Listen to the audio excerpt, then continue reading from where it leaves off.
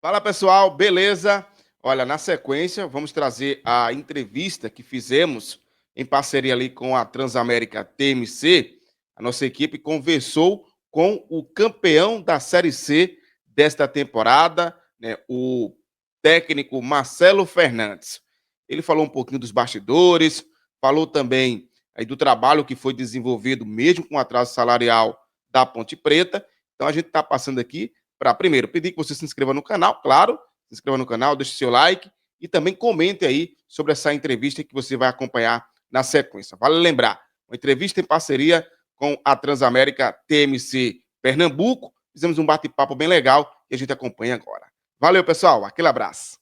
E hoje, no nosso programa, a gente estamos recebendo o campeão da Série C, o grande Marcelo Fernandes, o professor, está aqui com a gente para a gente bater um papo bem legal, falar um pouquinho desse trabalho que foi feito na Ponte Preta, né, o título, enfim, muita coisa para a gente abordar aqui.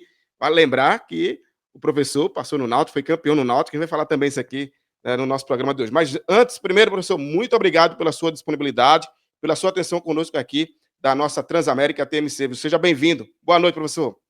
Boa noite, Moisés. Um prazer enorme estar com vocês aí da Transamérica e estamos aqui pronto para a gente falar de futebol, que é coisa boa. Professor, a gente iniciou aqui o nosso bate-papo em off, viu, ouvinte? Você que está acompanhando agora, a gente falou um pouquinho sobre a passagem dele aqui pelo futebol pernambucano, mas ele me falava que todo mundo daqui é sua família, né, professor? Explica um pouquinho aí para os ouvintes que estão acompanhando aqui a nossa Transamérica. É isso, minha esposa e meu filho são de pernambucanos, né? Meu filho nasceu no Hospital Português, minha esposa já é de Recife. E quando a minha passagem pelo Náutico 2001 e 2002, começou essa história toda aí. Tem sempre vindo para o lado daqui, professor? Sempre está por aqui, quando tem tempo? Quando tem um tempo, sim. Faz muito tempo que eu não vou, mas dá saudade daí, tenho muita saudade daí. Deu para aproveitar as praias aqui. Aqui tem umas praias boas, viu? Olinda Muito, também. muito boa, muito boa. Professor, claro que a gente tem que falar sobre esse título, né? Sobre essa passagem aí boa na Ponte Preta, né? Eu queria que o senhor pudesse falar um pouquinho sobre esse trabalho que foi feito, né? Que a Ponte Preta terminou muito bem a primeira parte, fez um trabalho que impressionou muita gente, principalmente pelo extracampo, e conquistar Sim. o título e também esse acesso. Fala um pouco desse trabalho e desses bastidores da Ponte Preta até chegar ao título e também, primeiro um acesso e depois o título. É um trabalho que a gente chegou, né? Faltavam 3 rodadas para acabar a fase de classificação, a equipe já tinha 27 pontos, veio comandada pelo Alberto Valentim, que fazia um grande campeonato, e ele decidiu ir para outra equipe, abriu essa oportunidade que eu fui escolhido, eu fiquei muito, muito, muito grato por essa oportunidade, era a oportunidade da minha vida que a gente precisava. E começamos um trabalho onde conseguimos as 3 vitórias restantes da fase de classificação seguidas, e mais 3 vitórias seguidas, né? Contabilizando 6 vitórias seguidas nos 6 primeiros jogos. E já foi no quadrangular final, né? Então foi um empate com o Náutico aqui em casa, né? Quando o Moisés deu o acesso já garantido com 2 rodadas de antecedência. E depois para a Brusque a gente segurou o time, né? Porque tinha um jogo importante que era o derby na última rodada e tinha muitos jogadores pendurados e também por causa de contusão, pois o gramado lá é sintético, é muito duro para que a gente não colocasse em xeque a nossa parte física, né? E acho que foi tudo muito bem feito. Jogamos o derby na última rodada, perdemos lá em Brusque, e jogamos o derby na última rodada, conseguimos a vitória e fomos para a final com Londrina, onde obtivemos esse empate lá em Londrina e a vitória em casa. Foi um trabalho muito, mas muito difícil por tudo que acontecia no extracampo, todo mundo é sabedor disso tudo. E a gente, com o nosso jeito de gerir grupo, graças a Deus, a gente se deu sempre bem em todos os lugares que passou e os jogadores também são a figura principal, né? Eu acho que o profissionalismo deles, em todos esses problemas que nós tivemos, foi importantíssimo e todo mundo junto a gente deu conta do recado. Professor, quando você, né, está à frente de um clube e tem essa situação extracampo, vem o fato de você incentivar, né, e colocar, de certa forma, ali, né, porque vai muito pelo treinador, né, aquela conversa interna, dizer, olha, sei que a situação está complicada, mas vai ser importante para todo mundo, se todo mundo subir, vai ter, sim, a sua importância no mercado também, né, porque, de fato, se falava muito isso aqui, viu, professor? Quando teve o grupo, né, que foi definido ali com Brusque, Ponte Preta, Guarani e o Náutico, a gente falava muito sobre isso aqui, né, nos debates, porque a Ponte Preta estava passando por esse momento complicado e mais um incentivo, né? Mas como é que era essa conversa, professor? Porque realmente incentivar quem está sem receber há muito tempo quando mexe no bolso, mexe em tudo, né? É Infelizmente. muito duro, né? Muito duro. Você não tem como esquecer essa parte, né? O que eu quero dizer pelo profissionalismo dos jogadores, porque quando eu cheguei tivemos um papo bem franco, bem objetivo, né? Que é a minha maneira de conduzir, não tem outro jeito, não tem outro jeito. Para mim, não. A gente está ali para ajudar todo mundo, mas ao mesmo tempo para cobrar, porque a instituição é mais importante que qualquer um, né? Independente dos salários atrasados, a gente tem o nosso lado profissional, né? O que daria se nós conseguíssemos o acesso, conseguíssemos o título? Quanto valeria tudo isso? Não teria preço, como não tem preço por tudo que aconteceu. E eu deixei bem claro para eles o que vocês querem fazer. Quer parar tudo, vamos para casa? Vamos resolver o que indo para casa? Vai resolver alguma coisa? A gente vai ganhar alguma coisa com isso? Não. E, cara, foi o que eu falei. A conversa foi muito franca e eles entenderam perfeitamente também por conta da profissão deles, da decorrência da carreira deles. Então foi importante tudo isso. Acho que a gente jogou limpo, jogou muito aberto com os jogadores, com os atletas. E eles não só entenderam, como eles foram muito profissionais e muito comprometidos com a história da Ponte Preta. Quando nós Agora, entrávamos em campo tanto para treinar como para jogar, são jogadores que não mediram esforços um sequer jogo para conseguir o melhor para Ponte Preta. E deu nisso aí que foi o título da Série C e o acesso também para a série B. agora o senhor saiu do Guarani e foi parar na Ponte Preta, né? Assim, É isso. em um ano só, você passar nos dois clubes que 15 são rivais. dias. 15 15 dias. dias, né? 15 dias de diferença. Mas eu também fizemos um grande trabalho também no Guarani, pegamos com nenhum ponto em 3 rodadas, conseguimos deixar com 16 pontos a 2 pontos da classificação. Logicamente que o futebol é assim, o futebol, às vezes nós perdemos para o próprio Náutico em casa, né, lá no Brinco, e acharam que a gente tinha que sair, nós entendemos, faz parte do processo, o futebol é isso. Agradeço ao Guarani pela oportunidade que me deu, de eu mostrar meu valor, de conseguir tirar o time de um rebaixamento bem intenso que estava no começo disso tudo, e deixar perto de uma classificação. E depois Deus me coroou, sabendo que a gente fez esse trabalho no Guarani, me dando essa oportunidade na Ponte Preta, que a gente acabou com 8 vitórias, 2 empates e apenas uma derrota. Professor, o senhor falou sobre a questão de você sair de um clube, mas assim, o trabalho, principalmente hoje do técnico, quando a gente vai analisar, principalmente a imprensa quando analisa, e também os torcedores, acaba sendo até injusto. Porque às vezes você tem uma sequência ruim de resultados, e aí vem uma pressão muito grande, principalmente da torcida. Quando você pega um clube de massa, essa cobrança ela fica muito mais clara, né? E às vezes esse planejamento por parte da diretoria, claro que o senhor falou sobre a importância, mas tem que ter essa convicção. Eu só acho que hoje está faltando isso no futebol. Tá Claro que o senhor muito. passou pelo Guarani, com todo respeito ao Guarani, mas querendo ou não, há uma quebra ali de uma convicção que foi planejada para um ano, para uma temporada. Mas é o que eu falo sempre, né? Os dirigentes hoje não querem que o telefone toque, eles não contratam um treinador, não. Se você perder 3, você vai ficar. E quem ficou com esses treinadores em qualquer clube se deu bem. Foi o caso do Vojvoda, que virou um turno do brasileiro com 9 pontos e acabou quase classificado para uma Libertadores e Sul-Americana. Entendeu? Aconteceu com o São Paulo e no Santos a mesma coisa. Aconteceu com o Tite no Corinthians, quando perdeu para o Tolima, que a torcida queria mandar o Tite embora. O presidente do Corinthians ficou com o Tite, o que aconteceu com o Corinthians, no ano seguinte foi campeão do mundo. Então, assim, você tem que ter convicção do que você faz. Às vezes, você contrata um treinador reativo, daqui a pouco você troca, tem um cara ofensivo dando chance, o cara contrata, tem um mais defensivo. Eles não têm, assim, apenas. Não tem convicção, como você falou, de absolutamente nada. E mostrou quem tem convicção e aposta no trabalho, sempre se deu bem, né? Então, assim, eu não. Estamos no mercado, é para isso que acontece. O Guarani optou pela nossa saída, nós entendemos perfeitamente, não concordamos, mas entendemos. Mas ao mesmo tempo acho que Deus faz tudo direitinho, me deu essa oportunidade que batemos campeões aí, entrar para essa história linda da Associação Atlética Ponte Preta. Ainda tem também, eu acho que tem trabalhado muito isso, né? A gente tem analisado também ainda nesse campo, viu, professor Marcelo, nessa questão de convicção. Quando você falou um detalhe muito importante aí, a ideia de jogo, a ideia que se pensa para aquele time, quando você traz um treinador e há uma mudança pesada, você não muda só a rota, né? Você mexe o completo. Porque aí, se você pensa, como o senhor disse, pensa um time mais ofensivo, que vai para o ataque, e você contrata um treinador com uma ideia mais defensiva, mais conservadora, os atletas que estão no grupo não têm aquela característica. Porque aí você mexe diretamente, né?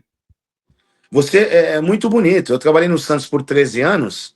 Eu peguei todos os ataques. Por exemplo, eu fui campeão paulista no Santos jogando com Giovânio, Ricardo Oliveira e Robinho. E tinha o Gabigol no banco ainda. Eu trabalhei no Santos com Neymar, Ganso, com Diego, com todos que tu imagina. Agora, você quer, por exemplo, o Santos hoje, dá para você ser ofensivo como era nessa época? Você tem esses atletas para ser ofensivo? Todo mundo quer jogar ofensivo. Quem não quer? Eu sou um cara que adora jogar ofensivo. Entendeu? Só que existe, como você falou, a característica de cada jogador, de cada atleta. Eu mesmo no Guarani saí de uma situação de 3 derrotas, jogando na linha de 3 zagueiros. Eu disparei lá para cima porque o elenco do Guarani tinha essa característica, por ter 2 alas muito fortes pelo lado, por você ter um meio de campo bom com um centralizador para você municiar esses 2 alas e os dois da frente. Então, assim, tudo depende. A convicção ela tem que ser feita principalmente naquilo que você tem dentro do seu grupo. Não adianta.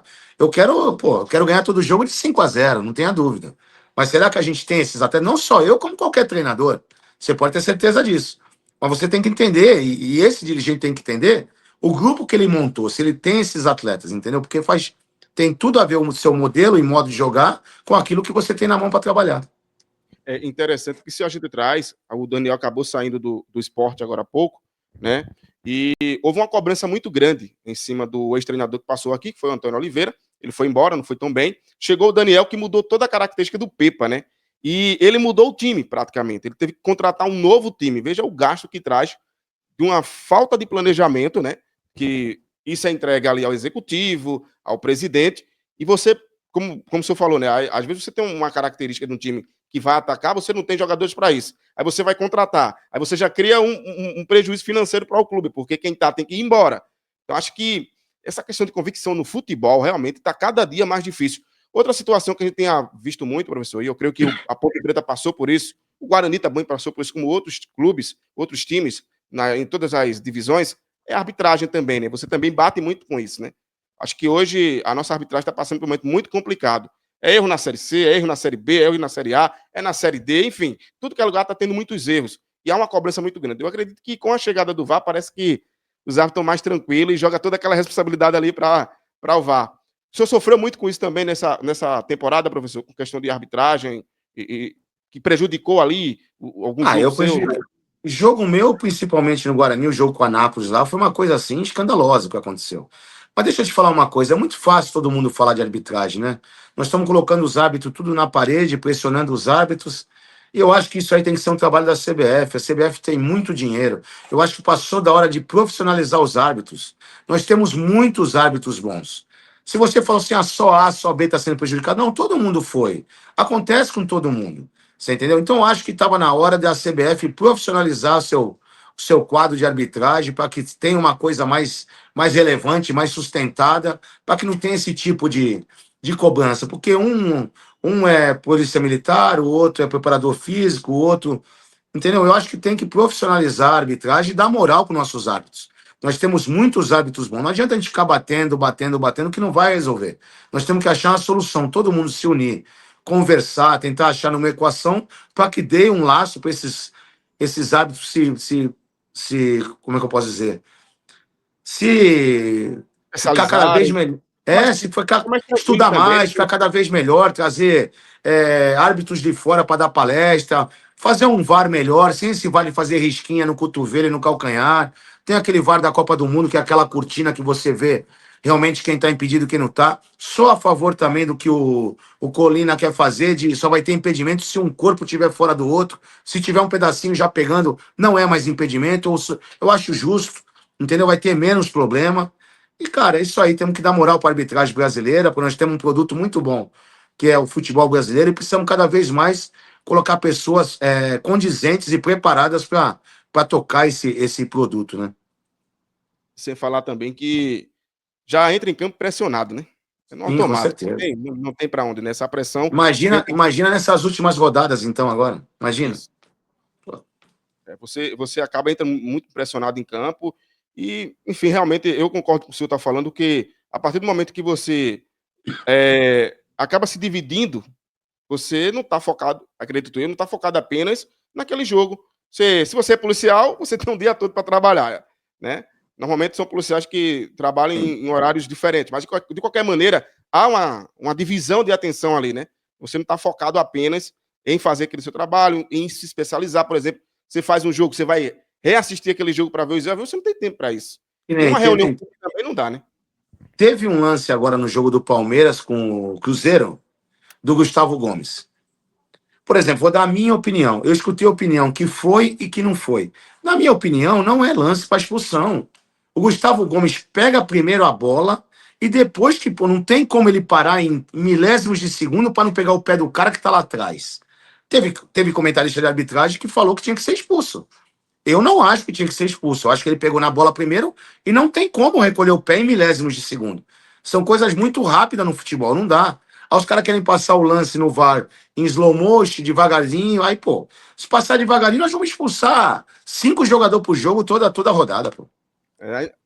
Acho que também passa pela questão de critério também, né, professor? Que a gente também falta muito critério também nisso, né? Que se não tiver um critério certo ali, na minha opinião, dizer só, bateu na mão é pênalti. Pronto, todo mundo sabe que o critério é esse.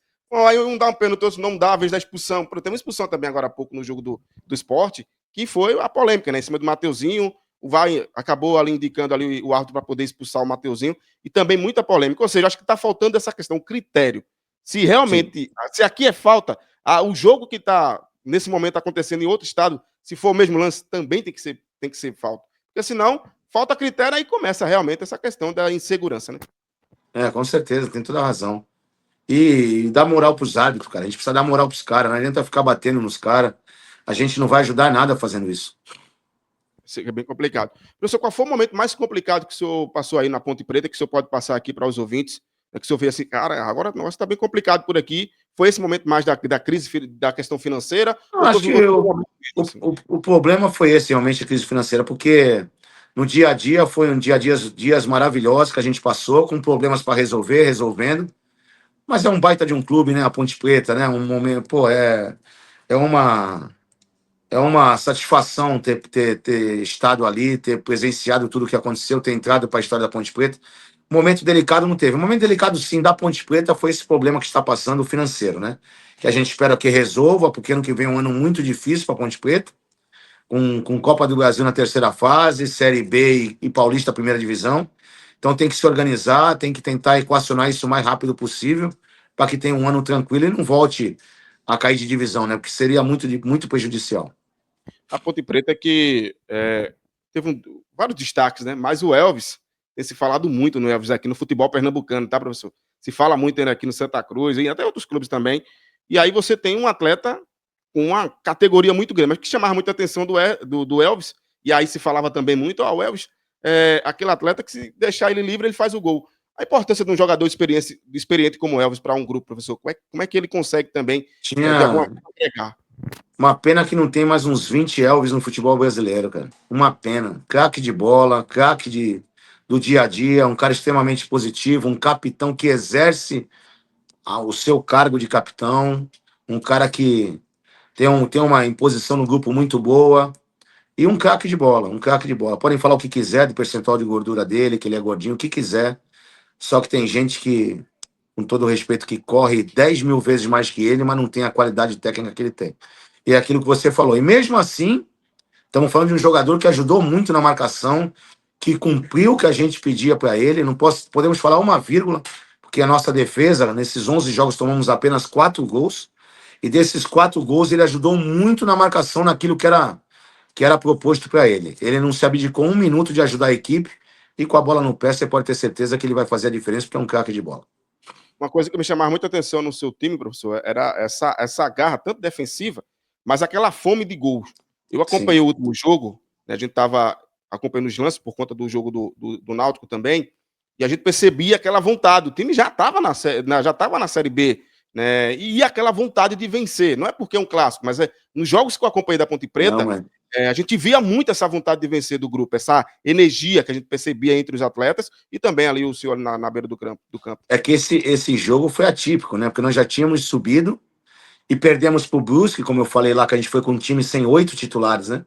Mas foi um jogo elétrico, né? Porque também eu acompanhei um jogo, gol lá, gol cá, né? Contra o Brusque. Não, e depois a gente tinha o derby em casa. E esse derby foi atípico, porque além de nós ter conquistado o acesso, se o Guarani ganha da gente dentro de casa, eles não só subiriam, como iriam para a final, pelo critério de gols. Eles ganhassem de 1-0, daria isso. Então foi uma adrenalina muito forte, parecia que a gente não tinha conseguido acesso, nada. Então, o derby é um jogo diferente, um jogo que realmente é espetacular. Eu tive o prazer de disputar dois, venci os dois, graças a Deus, jogando muito bem, equipe contundente para fazer até mais gols. Mas foi um jogo atípico que todo mundo estava muito ligado mesmo. Professor, essas duas equipes foram as suas duas primeiras equipes no interior paulista ou teve outra equipe? Não, eu trabalhei na Portuguesa Santista também, numa A3, também na terceira divisão de São Paulo, onde pegamos caindo para a quarta divisão e conseguimos classificar em oitavo também. Tivemos esse trabalho, além do Santos, por 13 anos, né? O futebol do interior, a gente percebe hoje o Mirassol, o Novo Horizontino, né, a Ponte Preta, o Guarani, enfim, são clubes que têm sua história, mas esse trabalho do Mirassol, a gente percebe que fortalece ainda mais, né, o interior, a gente percebe que realmente esse nível ele é muito alto, mas o trabalho que é feito na diretoria, claro, que a gente já falou que isso é a Ponte Preta, isso aí é um caso que a gente falou agora, mas a gente vê que é um trabalho muito sério, né, no interior, e aí quando pegam os clubes de tradição, para esse clube conseguir vencer, praticamente não consegue. Quando está no Campeonato Paulista também, que é muito disputado, tem um nível muito alto ali sendo disputado, né? Esse futebol do interior aí, qual é a magia, professor, que o senhor pode trazer aqui para os ouvintes? Vou dar para você o, o exemplo do Mirassol mesmo, né? Lá tem um cara chamado Juninho, né? O que manda em tudo, né? E ele simplesmente vendeu um jogador, que é o Luiz Araújo, e aplicou o dinheiro todinho no clube. Fez CT, fez todas as instalações e está onde ele está hoje. Então nada é gestão, administração. Então o Mirassol pensou nisso, se preparou para estar na primeira divisão, contratou jogadores que queriam um projeto do Mirassol, não era só chegar lá, vamos jogar no Mirassol que vai cair, não. Mirassol está lutando por Libertadores, já está na Libertadores. Então faltam 8 rodadas para eles concretizar um sonho que eles jamais imaginariam a gente aqui pensando nisso. Mas lá dentro você pode ter certeza que o trabalho é muito sério. Cabe a todos os clubes fazerem o que faz o Mirassol. Não estou dizendo que o Mirassol vai ficar 20 anos na primeira divisão, que é muito difícil. Mas clubes tradicionais como Ponte Preta, Náutico, Guarani, Figueirense, sabe, que estão aí na série, estavam na série C, agora tem alguns que continuam. Se não partir para isso, meu amigo, já vi times, eu trabalhei no Santos que vendeu 1 bilhão em 10 anos e as instalações da base não tinham o mínimo de condições. Então acho que tinha que ser uma lei no futebol brasileiro de toda a venda de qualquer jogador de qualquer clube tinha que ter um percentual para ser aplicado na base. Eu acho que tinha que ser obrigado isso, porque é o futuro do futebol brasileiro. Sabe, ninguém mais quer perder tempo com base, ninguém mais quer esperar jogador maturar. Já quer pega empresário, traz 2, 3. Pega empresário, traz 3, 4. Tem que trabalhar embaixo, pô. É a solução no Santos mesmo. Quantos anos no Santos? Os meninos da Vila de 78, a molecada de 2002 foi campeã brasileira. Então, isso é base, cara. Isso é ativo do clube, é o que vai dar rentabilidade, é o que vai vender um jogador. Eu mesmo, agora na Ponte Preta, eu subi 9 jogadores da base. 9.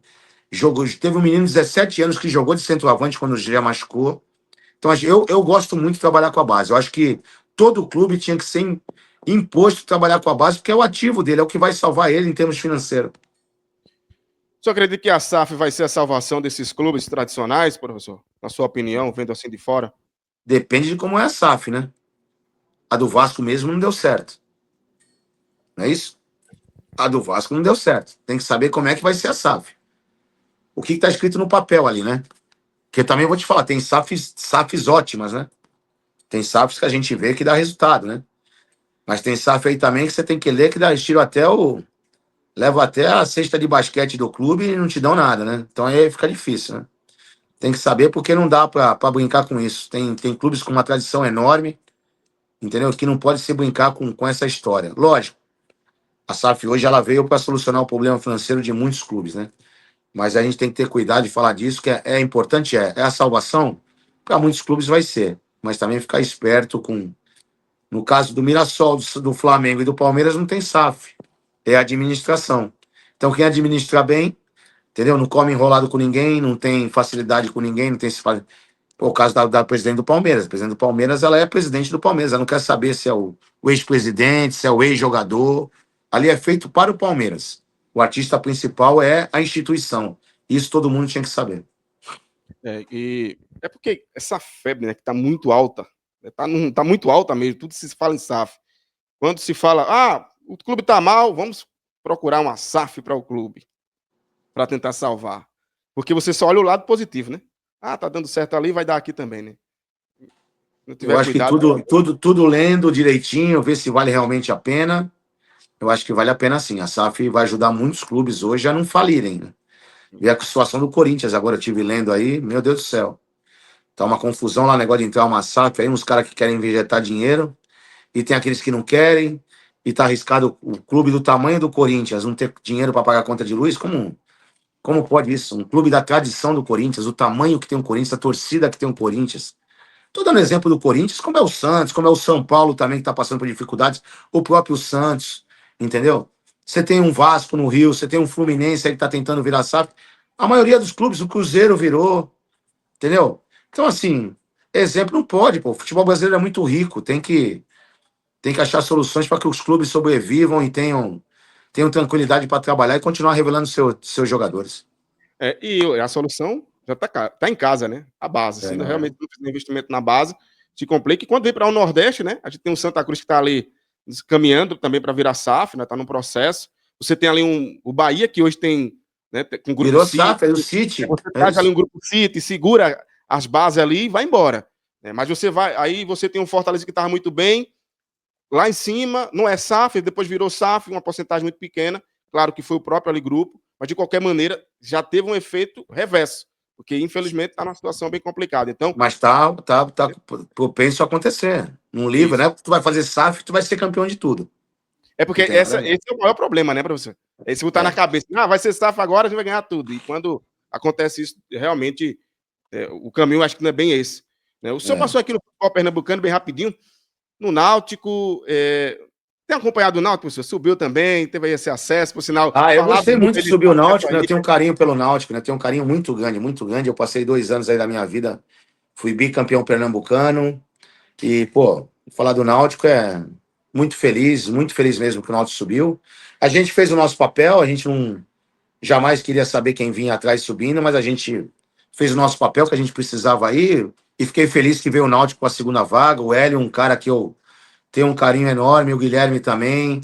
São profissionais que eu tenho são referência para mim. O próprio Hélio, um cara que dispensa comentários por título, por carreira e por comandar equipes, né? Várias equipes do Brasil. Eu gosto muito do trabalho dele, sou admirador do Hélio.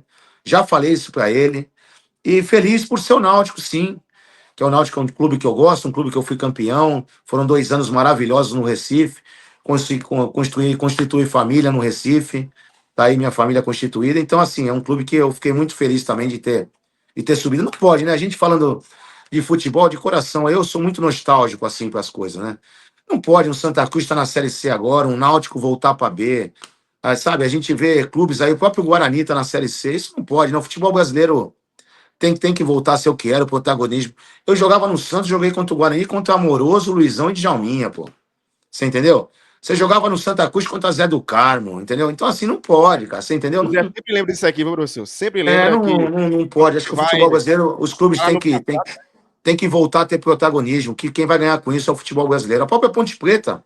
Ponte Preta, pô, sábado eu vou participar de um encontro lá de veteranos, onde eu vou ver de cá, que é meu sonho conhecer de cá, Marco Aurélio. Pô, eu vi esses caras no Futebol Cards, eu vi esses caras na televisão. Que time tinha a Ponte Preta? O Corinthians saiu da fila em 77. Pô, os caras deram a vida para ganhar daquele timaço da Ponte Preta, pô. Entendeu? Então esses clubes têm que voltar a ser grandes. São grandes, são. Tem história? Tem. Mas não adianta ficar contando história. Tem que fazer acontecer, entendeu? A história tá lá para apresentar para quem tá chegando, né? E poder É. fazer melhor. Agora, fala um pouquinho dessa festa aí, rapaz, da Ponte Preta. Que festa foi aquela ali Ah, de título, hein? merecido, merecido, Moisés. Foi um negócio assim. Olha, a gente não tinha dimensão do que era, mas a gente via as pessoas todas chorando, criança, senhor de idade, senhora, sabe? Tinha uma senhora de 100 anos no estádio, né? 125 anos, o clube nunca teve um título de relevância, né? Primeiro nacional do clube, mesmo sendo Série C, mas é um nacional, é um título importante. E, cara, a torcida apaixonada, um negócio assim impressionante a torcida da Ponte Preta. Muito legal de ver. A gente nem recebeu troféu nem medalha, mas foi por um motivo justo. Eu acho que que valeu a pena. Acho que a gente vai receber a medalha e o troféu depois, mas foi por um motivo muito justo. É ver a alegria daquele torcedor. Para a gente foi o que eu falava para eles, né? Não tem preço que a gente vai passar se Deus quiser, e realmente não teve preço. Foi uma sensação assim única, única. Uma festa muito bonita. Seu contrato com a Ponte Preta, professor, como é que tá? Vai Não, ele se renovar? encerrou com o final da Série C. Agora vai ter eleição, a gente vai. Eu estou indo para Campinas amanhã, a gente tem uma reunião lá com o Marquinhos Eberlin, com o Brigatti e o Ricardo, que são as pessoas que formam o futebol hoje da Ponte Preta. A gente vai acertar algumas coisas agora dessa temporada ainda. Tem uma eleição também na Ponte Preta agora, dia 20 de novembro, então a gente está indo lá para entregar um relatório do que a gente fez nesses 11 jogos, que foi importante, a gente mudou muitas coisas no time, o time vinha bem, mas nós implementamos aquilo que a gente acreditava, e nós pegamos um time que sofria quase um gol por jogo e entregamos sofrendo apenas 0,32, então foi uma mudança radical, e principalmente em pressão pós-perda, em intensidade para frente, transição ofensiva, a gente mudou muito, a gente faz questão de mostrar isso, porque foi importante. E o mais importante foi os jogadores entenderem isso, né? Entenderem isso. Então a gente tá tranquilo, vamos lá conversar com o presidente, um cara que me deu a oportunidade, acho que o mínimo agora é conversar com a Ponte Preta. Sou muito feliz na Ponte Preta, adoro Campinas, entendeu? Só que a gente tem que conversar, acertar as coisas que estão pendentes, para depois sim a gente pensar em 2026 e dar sequência na carreira. Mas recebeu alguma sondagem de outros clubes aí? É natural, né? Isso é. Não, eu recebi no meio do campeonato, antes da final. Recebi sim, mas eu não, jamais abriria a mão da Ponte Preta pelo motivo e pela condição que a gente tinha de ser campeão. A gente não abria a mão disso, eu não nem quis escutar nada, agradeci tudo, mas a Ponte Preta está em primeiro lugar e tanto, graças a Deus, a gente conseguiu esse título. Tá certo. Grande professor Marcelo Fernandes, muito boa essa conversa aqui na nossa Gostei Transamérica. muito também. Muito obrigado pela disponibilidade. Desejar todo sucesso do mundo aí para o senhor, muito sucesso mesmo. E parabéns mais uma vez pelo acesso e pelo título, né?